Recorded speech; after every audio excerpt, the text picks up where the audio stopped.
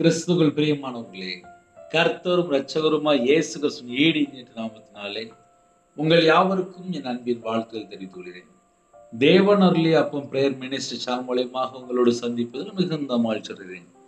தினம்தோறும் அதிகால வேளையிலே பரிசுத்த வேதம் ஒரு பகுதி நாம் தியானித்து நம்முடைய குடும்ப பாதுகாப்பிற்காக நாம் ஜெபித்து வருகிறோம். அதிகால வேளையிலே அபிஷேகங்களை பெற்றுக்கொள்ள, தேவனுடைய கிருபை பெற்றுக்கொள்ள புதிய நாளுக்காக இணைந்திருங்கள். யோவான் எழுதின சுவிசேஷம் 14ஆம் அதிகாரம் 27ஆம் வசனத்திலே, சமாதானத்தை உங்களுக்கு வைத்து போகிறேன், என்னுடைய சமாதானத்தையே உங்களுக்கு கொடுக்கிறேன். உலகம் கொடுக்கிற பிரகாரம் நான் உங்களுக்கு கொடுக்கிறதில்லை. உங்கள் இருதயம் கலங்காமலும் பயப்படாமலும் இருப்பதாக என்று கர்த்தராகிய இயேசு கிறிஸ்து ராஜா சொல்கிறார். ஹல்லேலூயா. நமக்காக ஜீவனை தந்தவர், நம்முடைய பாவத்துக்காக வேத வாக்கின்படி அடக்கம் பண்ணப்பட்டு 3ஆம் நாள் உயிர் தெழுந்த இயேசு கிறிஸ்து ராஜா சொல்கிறார், மரித்தேன், இதோ சதா காலங்களில் உயிரோடு இருக்கிறேன் சொன்ன இயேசு கிறிஸ்து ராஜா சொன்னார், சமாதானத்தை உங்களுக்கு வைத்து போகிறேன். இந்த காலவேளையில எந்தெந்த குடும்பத்துல இணைந்திருக்கிறீங்களோ, கர்த்தர் நமக்கு தருகிற வார்த்தை என்ன தெரியுமா? சமாதானத்தை உங்களுக்கு வைத்து போகிறேன். ஒருவேளை சூழ்நிலை பார்க்கும்போது சமாதானம் இல்லாத சூழலை போல காணப்படலாம்.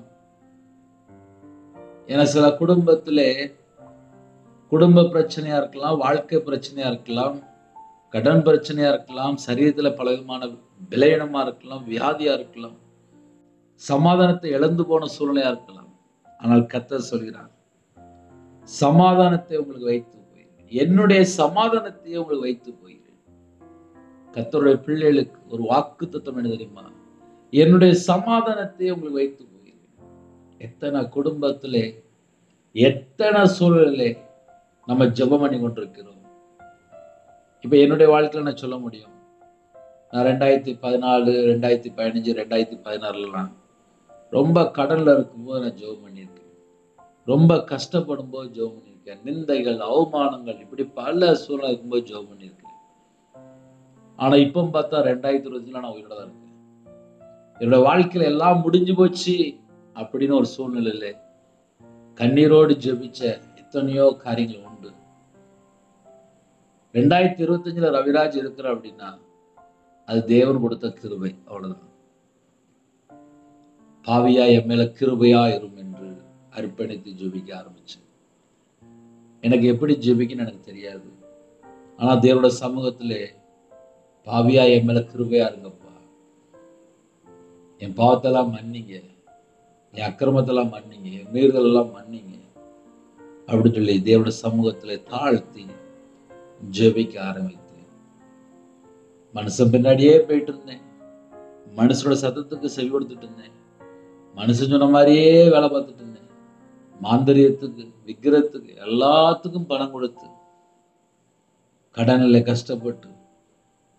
ஆனா கையில பைபிள் எடுத்து வாசித்து பார்த்தா தெரியுது, என்னுடைய சமாதானத்தையே உங்களுக்கு கொடுக்கிறேன்.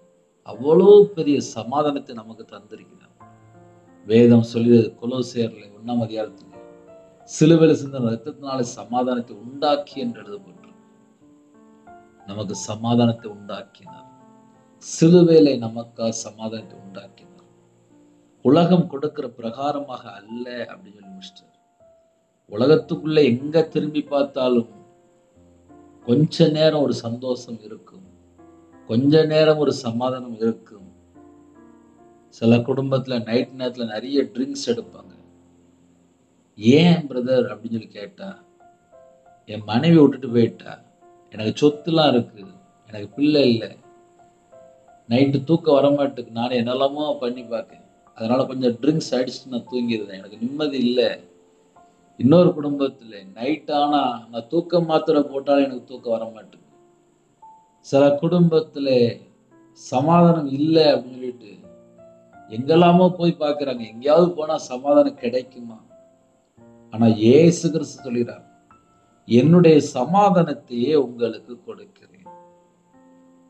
இன்னைக்கு கால வேளையில ஒருவேளை நான் ரொம்ப கடன்ல இருக்கேன், எனக்கு சமாதானம் இல்லாம இருக்கு, என் பிரச்சனை இயேசு கிறிஸ்து மாற்றி தருவாரா அப்படின்னு ஒருவேளை யாரா இணைந்திருந்தால், இந்த நாளிலும் கர்த்தர் சொல்கிறார், சமாதானத்தை உங்களுக்கு வைத்து போகிறேன்.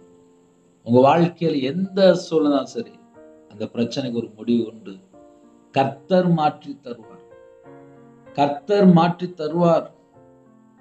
ஒருவேளை பலவீனமா இருக்கலாம், சரீரத்துல சோர்வா இருக்கலாம், எந்த காரியமா இருந்தாலும் சரி, குடும்ப காரியமா இருக்கலாம், கோர்ட்டு கேஸா இருக்கலாம்.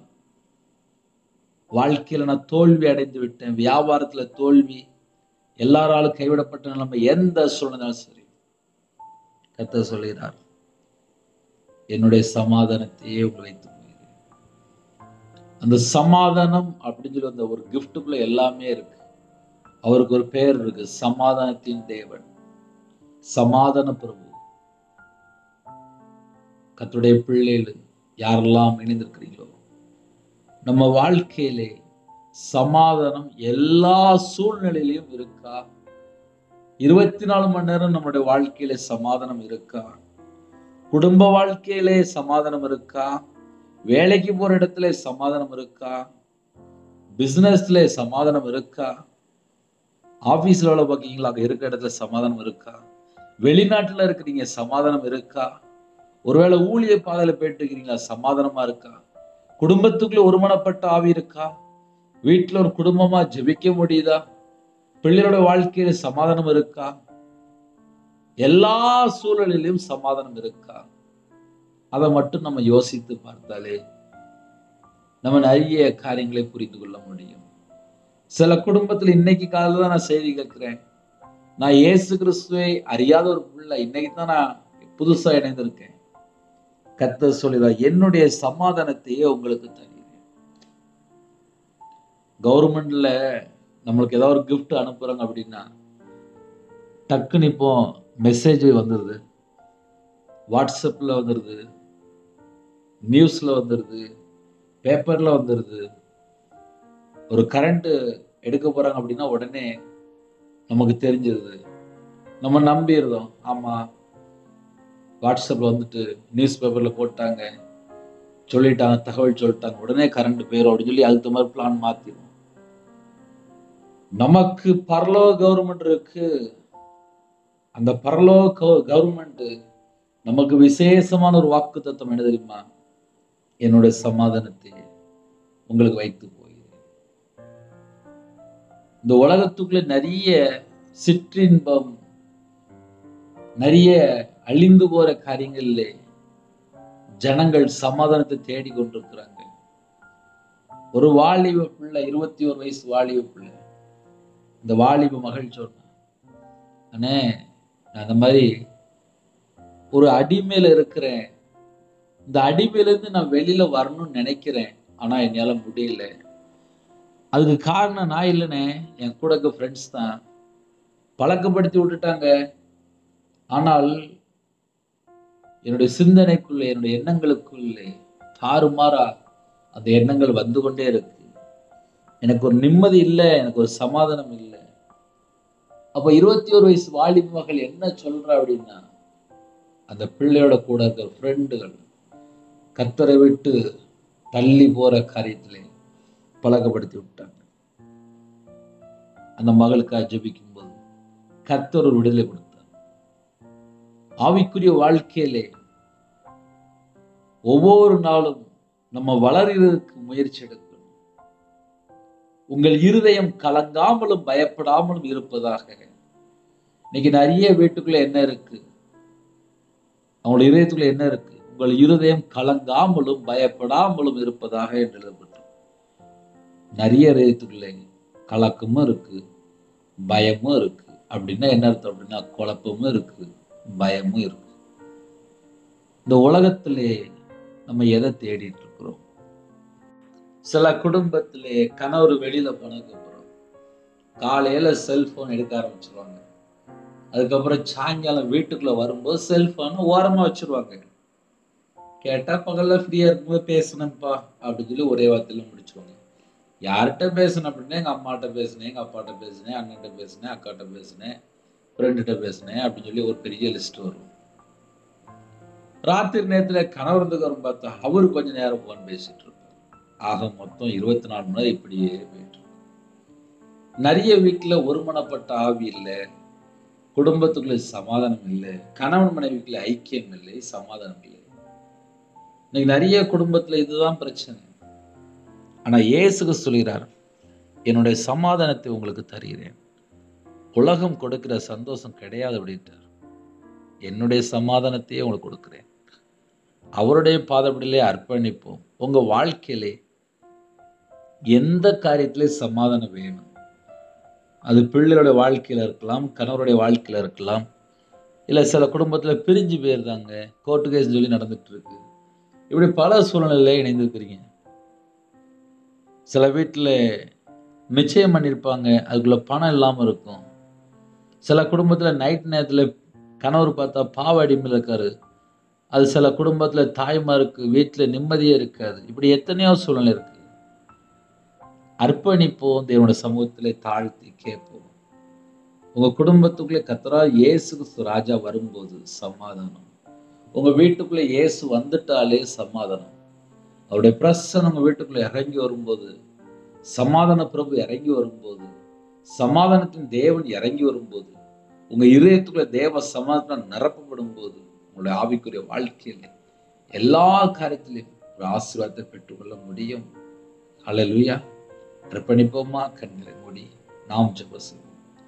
அன்பின் கர்த்தாவே, நன்றியோடு துதிக்கிறோம், ஸ்தோத்திரம்ப்பா. புதிய நாளுக்கான கிருபைக்கா நன்றிப்பா. உங்க கரத்துல அர்ப்பணிக்கிறோம்ப்பா. எந்த குடும்பத்திலே எந்த சூழ்நிலை அதிகாலையில் இணைந்திருக்காங்களோ, என் தேவன் மனம் இறங்க வேண்டும். உங்க பிள்ளைகளுடைய இதயத்துக்குள்ளே சகல காலத்திலும் சம்பூர்ணமான அப்பா ஆசீர்வாதமும் வேணும், சமாதானமும் வேணும். உங்கள் இருதயம் கலங்காமலும் பயப்படாமலும் இருப்பதாக என்று அப்பா வாக்குத்தத்தம் மூலியமா பேசுனீங்க. என்னுடைய சமாதானத்தையே உங்களை வைத்து போயிட்டு சொன்னீங்க. உங்க சமாதானத்தை இதயத்துக்குள் தாங்கப்பா. எல்லாருடைய இதயத்திலுமே தேவ சமாதானத்தை தாங்கப்பா. இந்த காலவேளையில எந்த சூழ்நிலையிலே எந்த காரியத்துக்காக போராடி ஜெபிக்கணும், அந்த காரியத்துல ஜெயம் பெற ஒரு சமாதானம் தாங்கப்பா. ஆவிக்குரிய வாழ்க்கையில எங்கே தடுமாற்றம் இருக்கோ அந்த காரியத்துல ஒரு விடுதலை கொடுத்து சமாதானத்தை கட்டிடுங்க. கடன் பிரச்சனையிலே, கட்டப்பட்ட நிலைமையிலே, போராட்டத்திலே மத்தியிலே ஜெபிக்கிற குடும்பம் உண்டு. அந்த காரியத்துல ஒரு விடுதலை கொடுத்து சமாதானத்தை கட்டிடுங்க. கடன் பிரச்சனைக்கு ஒரு முடிவு கொண்டு வாங்க. சில குடும்பத்திலே காலவெளியில கற்பனையா ஜெபிக்கிறாங்க, இதயத்துக்குள்ள சமாதானமே இல்லாம இருக்குப்பா. இந்த நாளிலும் உங்க பிள்ளைகளுக்கு கற்பனை தந்து சமாதானத்தை கட்டிடுங்க. மாசமா இருக்குங்க, டாக்டர் சொல்லிட்டாங்கன்னு சொல்லி நிறைய சில எண்ணங்கள் அதை எல்லாவற்றையும் மாற்றி சமாதானத்தை கட்டிடுங்க. பிள்ளைகளோட வாழ்க்கையிலே அப்பா டெலிவரி போடுறாங்க, கர்த்தர் கூட இருங்க. நார்மல் டெலிவரி இருக்காங்க, சமாதான பிரபு கூட இருங்க ராஜா. அவங்க பிள்ளைகள் கூட இருந்து எல்லாவற்றையும் கர்த்தர் மாற்றித்தாங்க. சில குடும்பத்திலே அப்பா பிள்ளைகளுக்கு அதிகமான வயசாயிட்டு போகுது, ஏற்ற துணையை தாங்க.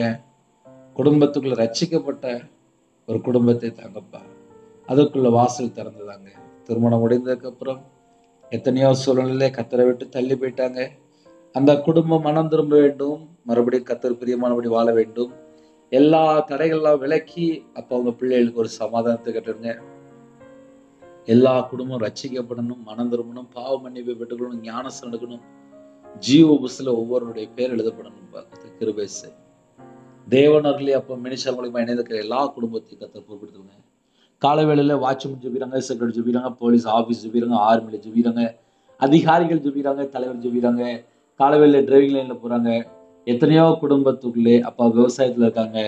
சில குடும்பத்துல சிறுதொழில் பார்க்கிறாங்க, வேற வேற நாட்டுல இணைந்திருக்காங்க, வேற வேற சூழ்நிலை இருக்காங்க, ஹோம்ல இருக்காங்க, ஹாஸ்டல்ல இருக்காங்க, முதியோரத்துல இருக்காங்க. காலவேளையில யாரெல்லாம் இணைந்திருக்காங்க எல்லா குடும்பத்தையும் பரிசுத்தப்படுத்தி உங்களுடைய கிருபையால் நிரப்பி சமாதானத்தை தந்து முன்னும் பின்னுமா தேவ நிப்பாட்டி உங்களுடைய ரத்த கோட்டைகளை வேலை அடைத்து மூடி மறைத்து சகல குடும்பத்தையும் முத்திரை போட்டு ஆசீர்வதிங்க. புது எண்ணெயால் அபிஷேகம் பண்ணப்பட்ட ராஜா ஒவ்வொரு குடும்பத்தையும் ஆனந்த தைலத்தினால் அபிஷேகம் பண்ணுங்க. யாரெல்லாம் அர்ப்பணிக்கிறவங்களோ உங்களுடைய கிருபையால் நிரப்புங்க, உங்களுடைய பிரசனத்தில் மூடுங்க, உங்களுடைய வல்லமையால் நிரப்புங்க. ஜெப அபிஷேகத்தை தாங்க, தியானிக்கிற அபிஷேகத்தை தாங்க. இந்த வருஷத்துல வேதத்தை வாஸ்து முடிய கத்த கிருபை செய்யுங்க. தொடர்ந்து இணைந்திருக்கிற குடும்பத்தை கத்த பொறுப்படுத்துவாங்க, பொருத்தனை பண்ணிக்காங்க, நிறைவேற்ற கத்த கிருபை செய்யுங்க. யாரெல்லாம் அர்ப்பணிக்கிறாங்களோ அவங்களோட வாழ்க்கையில எல்லா தடையெல்லாம் விலக்கி சகல காலத்திலும் கத்தர் கூட ஆசிரியங்க. பிறந்தநாள் கொண்டாடுறாங்க, திருமணம் கொண்டாடுறாங்க, கத்தர் கரம் தொட்டு 1000 தலைமுறைக்கு ஆசிரியங்கப்பா. அவங்க நாம மையப்படட்டும். காலவேளையிலே சில குடும்பத்திலே சரீரத்துல பலவீனத்தோடு ஹாஸ்பிட்டல்ல எத்தனையோ குடும்பத்திலே மரண தருவாயில போராடிட்டு இருக்க அந்த குடும்பத்துக்கு உம்முடைய தலைமுறை கரத்தால் தொட்டு சுகமாக்கித்தாங்க. இந்த மாசத்தில் உள்ள நன்மைகளை பெற்றுக்கொள்ள எங்களை அர்ப்பணிக்கிறோம். எல்லா குடும்பத்தோட கர்த்தர் கூட இருங்க. சில குடும்பத்திலே அர்ப்பணிக்கிறாங்க, சில குடும்பத்துல தாழ்த்துறாங்க, சில குடும்பத்துல துக்கத்தோடு நிக்கிறாங்க, கண்ணீரோடு நிக்கிறாங்க. அந்த பிள்ளைகளோட வாழ்க்கையிலே என்னென்ன காரியத்திலே குறைகள் இருக்கோ எல்லா குறைகளெல்லாம் மன்னித்து பரிபூர்ணமா ஆசிரிங்க. இந்த மாசத்தினுடைய தேவைகளை சந்திங்க. கடன் பிரச்சனையில் யாரெல்லாம் கஷ்டப்படுறாங்க கடன் பிரச்சனைக்கு ஒரு முடிவு கொண்டு வாங்க. எல்லா குடும்பத்தையும் உங்களுடைய ஜீவனுக்குள்ள அர்ப்பணிக்கிறோம். கர்த்தர் கூட ஆசிரிங்க. எல்லாருடைய தேவையெல்லாம் கர்த்தர் சந்திங்க ராஜா. அவங்க நாம மட்டுமே விடட்டும். துதி கன மகிமை எல்லாம் முருகே செலுத்துறோம். இயேசு கிறிஸ்துவின் பிதாவே ஆமென். தேவனுக்கே மகிமையுண்டதாக. கர்த்தர் தாமே உங்களை உங்கள் குடும்பத்தின் சகல காரியத்தையும் சம்பூர்ணமா திருப்தியாக கர்த்தர் கூட ஆசீர்வதிப்பாராக. ஆமென். கர்த்தராகிய இயேசு கிறிஸ்துவின் கிருபையும் பிதாவாகிய அன்பும் பரிசுத்தருடைய ஐக்கியம் இப்பொழுதும் எப்பொழுதும் சதா காலங்களிலும் நம் அனைவரும் கொடுப்பதாக. ஆமென். கிறிஸ்துவில் பிரியமானவர்களே, நம்முடைய ஊழியர்களுக்காக தொடர்ந்து ஜெபித்து கொள்ளுங்கள். 9363064182 நம்பர்கள் கொண்டால் நாங்கள் உங்களுக்காக குடும்பத்துக்காக ஜெபிப்போம். God bless you.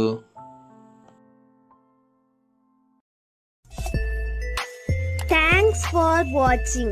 Please subscribe our channel. Click the like and share. Click the bell. God bless you.